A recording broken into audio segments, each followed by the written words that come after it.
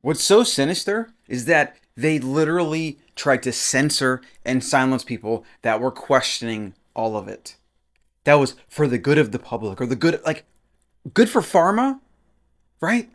Good for creating as many sheeples as possible that will just follow whatever you tell them so that you can set them up for the next big scare, fear mongering thing that you want them to do for you. Like, that's what's so fucking sinister about this is that there are a lot of these stories. It looks like they're becoming less censored because people are just like not having it. They're accepting it. They're like, oh yeah, well, maybe we should have just let big pharma, big government under an emergency, whatever, from a bunch of really bad quote unquote science for something that we've never ever actually isolated or can see, touch, or feel, right? It's just a mind virus, what it is. Let's trust them. Let's just let them inject us with whatever new revolutionary technology, drug, for profit, mind you, that they come up with. They still have an emergency exception, by the way. They're also, as you've seen, trying to not release data on the trials and this and that.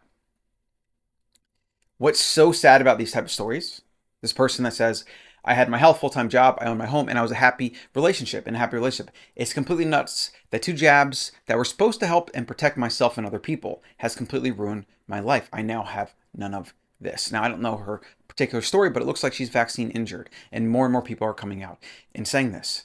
Now, with vaccine injuries, you get paid hush money, basically.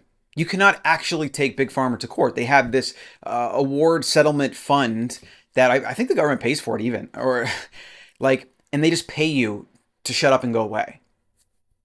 Like, that's how broken and disgusting this system is. And this is what you get when you have any state, any government that has a monopoly on power and violence, that has no skin in the game, no feedback loops. This is what you get when you connect that with business. When you give a monopoly or a gross, ineffective, not market-driven like thing, like abomination, this is the kind of shit you get.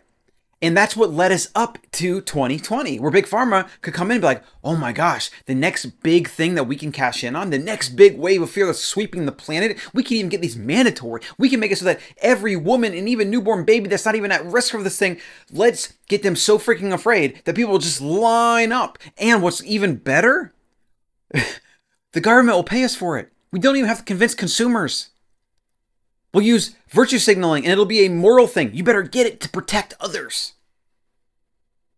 Absolutely and utterly disgusting. And this is an example, and I've been saying this for a long time. If you follow the herd, it could literally kill you.